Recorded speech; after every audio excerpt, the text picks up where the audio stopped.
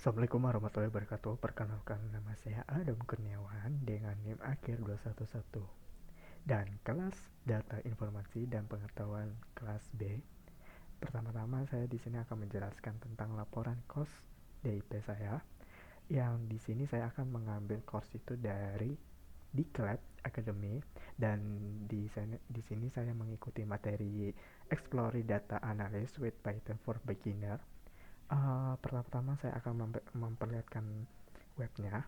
Jadi dia tuh pertama-tama tuh kayak pengenalan library tentang dalam Python. Jadi di isinya itu ada library NumPy, ada library Pandas dan CPP dan seterusnya. Dan setelah kita mempelajari materinya, dia mengasih tahukan kuis-kuisnya supaya kita tahu gimana konsep pemakaian di materi yang sudah dikasih.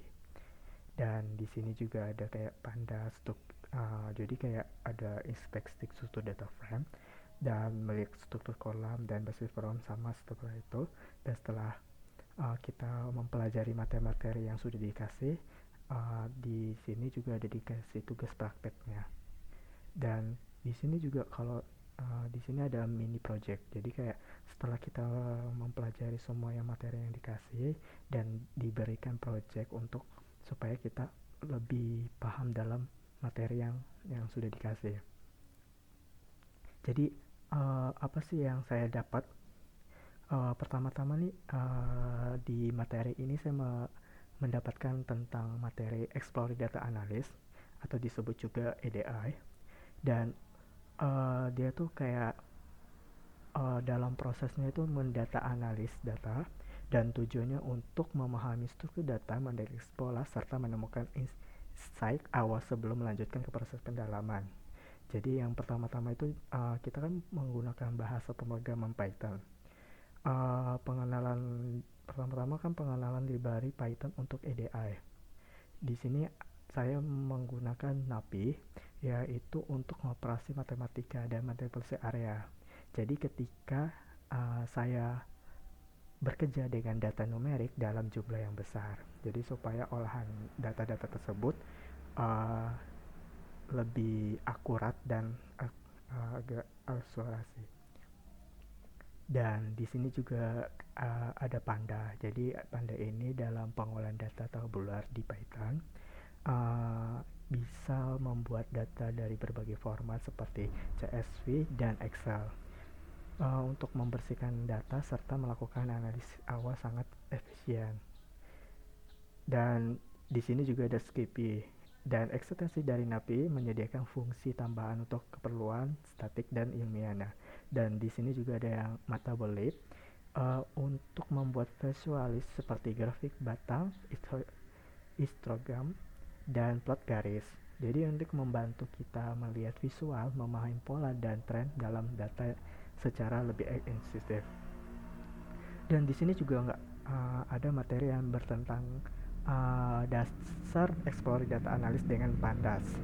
Jadi pertama-tama kita menggunakan membaca dataset. Jadi seperti fungsi read CV dan read Excel itu untuk membuat data ke dalam data frame, struktur data utama dan pandasnya. Dan di sini juga ada meminjau struktur data. Jadi fungsinya itu seperti info dan set digunakan untuk melihat dimensi datanya.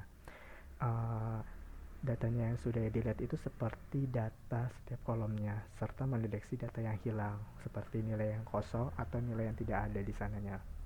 Dan di sini juga ada melihat cuplikan data.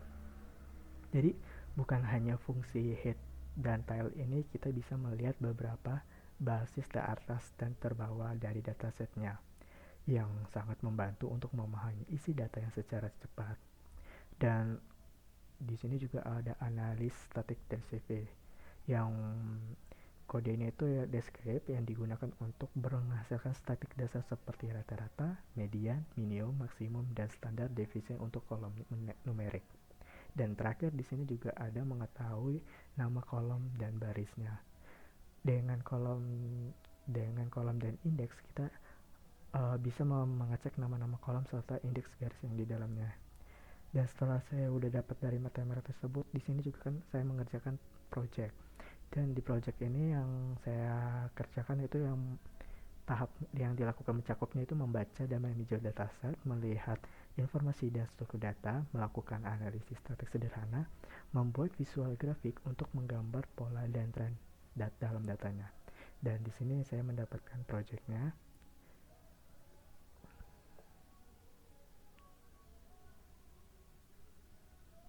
Dah, nih. Jadi di sini kan ada ditugaskan di project ini saya ditugaskan dari Andra. Di sini ada di sini kan saya bisa ngerjain di sini, tetapi saya juga bisa mengerjakan di Python. Agak dipindahin sih jadinya. Jadi pertama-tama tuh di tugasnya dari Andra ini dia tuh aksara yang bisa bisa tolong bantu menguruskan beberapa data penjualan data set yaitu order CV. Jadi filenya itu berupa ini. Jadi berupa kayak orderan, ada ada produk and then price and seller ID, dan ada payment, ada produk kategori name dan produk Instagramnya. Jadi kayak gitu-gitu isi datanya. Dan di sini kan datanya yang disuruh dia mencari median price yang dibayar customer dari masing-masing metode pembayaran, dan kedua itu tentukan metode pembayaran yang dimiliki memiliki basket size atau disebut juga rataan median price yang terbesar, dan ketiga ini ubah freq values menjadi shopping cost dan mencari shipping cost termahal dari data penjualan tersebut menggunakan sort. Dan untuk setiap produk kategori name berapa rata-rata WAC produk tersebut dan standar diferensi yang mana yang terkecil dan WAC tersebut. Dan kelima, membuatkan histogram kualitas penjualan dari data tersebut untuk melihat persabaran kualitas penjualan tersebut dengan bins sama dengan 5 dan fresh sama dengan 4,5. Jadi kita menggunakan analisis yang digunakan kepada cabang dan strategi yang free ongkir. Nah, pertama-tama di sini saya akan melihat dulu gimana sih apa aja jenis-jenis isi yang di dataset tersebut. Dan di sini saya menggunakan dataset yang sudah dikasih, yaitu dan melihat infonya. Jadi di sini kebanyakan ada objek sama integer. Jadi kayak ada campuran teks sama angka numerik.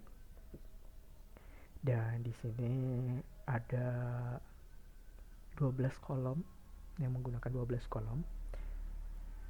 Jadi dari order, quantity, produk, price sama seller, fax value, customer ID, order status, prices, date, dan payment per kategori sama webgram.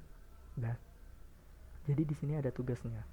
Kan tadi yang pertama itu kan kita menugaskan untuk media price yang dibayar ke customer dari masing-masing payment. Jadi saya menghitung medianya dari kolom price ke grup payment diolah menjadi median atau mencari rata-ratanya dari dua kolom tersebut.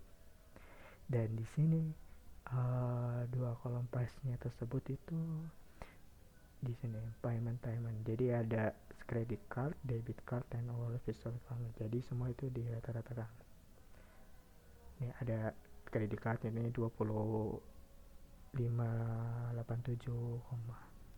sama debit 26 21, wallet juga 2589. Dan kedua di sini ubah file volume menjadi shipping cost dan shipping cost termahal dari data penjualan tersebut menggunakan sort. Jadi di sini pertama-tama aku mengambil dari freq volume dan CPS ke mana yang termahal, mana yang terendahnya. Di sini menggunakan ascending sama dengan 0 dengan urutan menurun.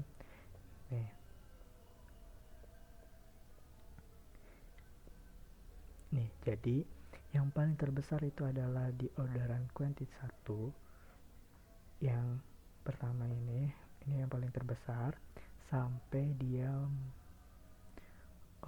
terkecilnya diambil ke shipping seller itu ya. Dan di sini juga ketiga untuk project assignment SNAP, berapa rata-rata WEG produk yang standar terkecil dari WEG tersebut. Jadi di sini saya mengambil produk WEG seragam dan digabungkan dengan produk kategori NAM, mencari main rata-ratanya.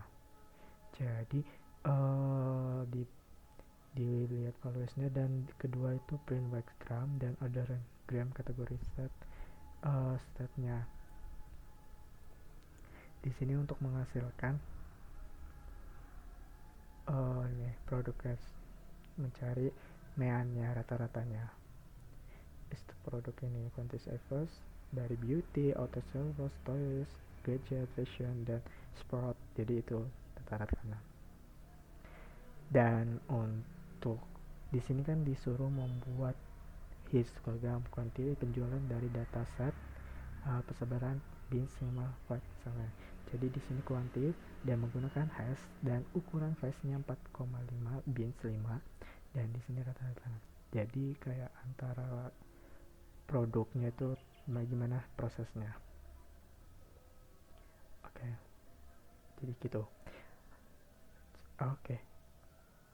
Jadi ini juga nah, jadi kan datanya yang produk ini kolom-kolomnya di price as harga per unit dan teknisnya, dan ini contoh datanya.